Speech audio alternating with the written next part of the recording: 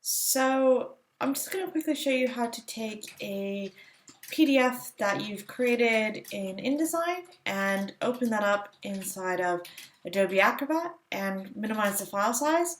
And also too, I'll show you guys how to add pages to an Adobe Acrobat or how to create a PDF entirely in Adobe Acrobat. So let me quickly go through those three processes. First, I'm just going to double click on this portfolio, and it's important to see what size my PDF is. So this PDF is 64 megabytes, so it's not really terribly large, but for some reason, if yours is much larger than that,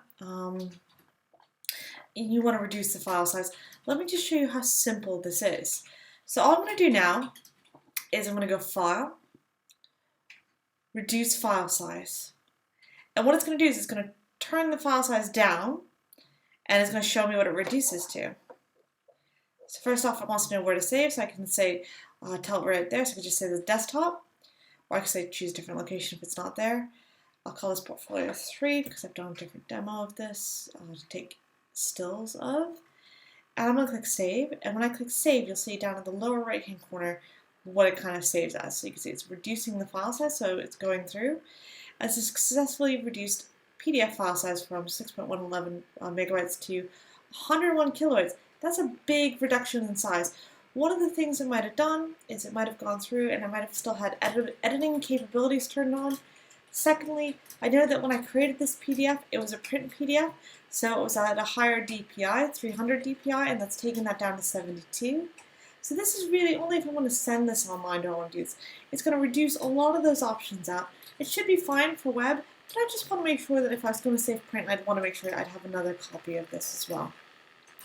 I'm just going to open this up again and show you another option as well. So let's say I don't want a PDF when you're submitting your file, but they love a bunch of stills. What we can do is we can actually save this now as a bunch of still images as well. So I can do File, Export to, Image, I can see JPEG, and then I can tell it what sort of size. So if I do Settings here, I can say the quality of my JPEG, so I can probably do High, see how big that is. Yeah. Color High. Yeah. I don't press OK.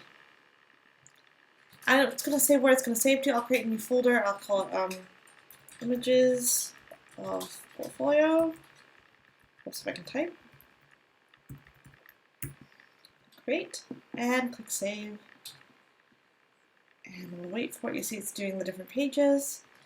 So now if I go back into that folder, Images of Portfolio, I can see I've got page 1, page 2, page 3, and they're all about 1.2 megabytes. They're quite small. Yeah. They are a little bit larger because they are, if I wanted them smaller, I could go back and change that setting from being high down to medium. Yeah, and I would change that as well. But these should be well within the parameters of what's asked of you guys when you are submitting your portfolios. Now, let's say you want to change the order of your portfolio in here. I can click inside of here as well, and I can just change the page order. So if I don't see this, did I say about the Acrobat Pro and why you should definitely download this from Adobe is that you've got all of these features, because now I can change page number around if I've decided to change my order. And I can see here that my pages are single page spreads. I can also have exported this from InDesign as double page spreads, but normally when you're submitting a portfolio for online, you want to have single pages because that's how they're going to view things. So I can check my order that way as well. I can delete pages. I could grab other images. So if I go to my Photoshop workshop and I want to add an image that I didn't put in my thing originally, I can drag that in and I can add that into the portfolio now as well. I could also just submit a bunch of images this way and then add them to my portfolio. So now that page is there.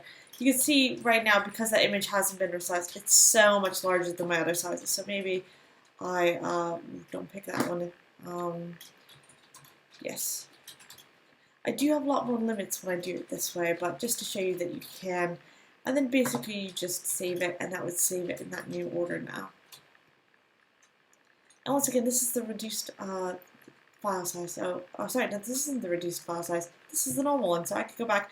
I could also do save as other, and I could say as a reduced file size PDF, and that would right over my other one. Yeah. Or as an optimized PDF.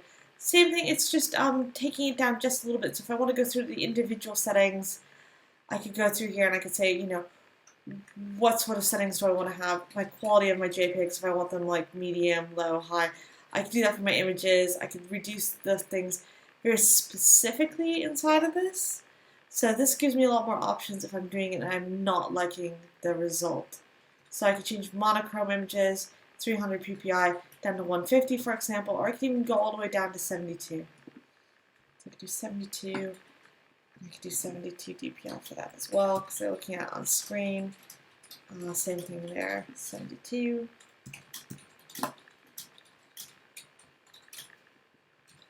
Yeah. And fonts and all that. So there's the fonts. I could unembed fonts. Usually the fonts aren't that big, so it's not big of an issue. And if I press OK now, portfolio 2, I'll save that, and we'll see how big of a file size that turns out to be. It doesn't say there, but if I go into my folder, I can see my file size. Oh, sorry. I can see my file size over here. Portfolio 2. 411 kilobytes, that's very small. So if I open that one up just to compare. This is it here, and you can see, you can definitely see a little bit of pixelation on some of these images. It's not ideal, but if for some reason you've got to submit a very small file size, you could do that. If the first reduction didn't work, you could go back in and further reduce that to 150. If 150 doesn't work, you could reduce that to 72. And hopefully that gives you an idea of how simple it is to just use Acrobat Pro to do this. Also, if you, for some reason, can't get your file or anything like that, I can also go through and I can edit my text and stuff in here. I recommend using InDesign, but for some reason, if you don't have that file anymore, you can go through and you can edit the text a little bit like that as well. And I can just rearrange the layout.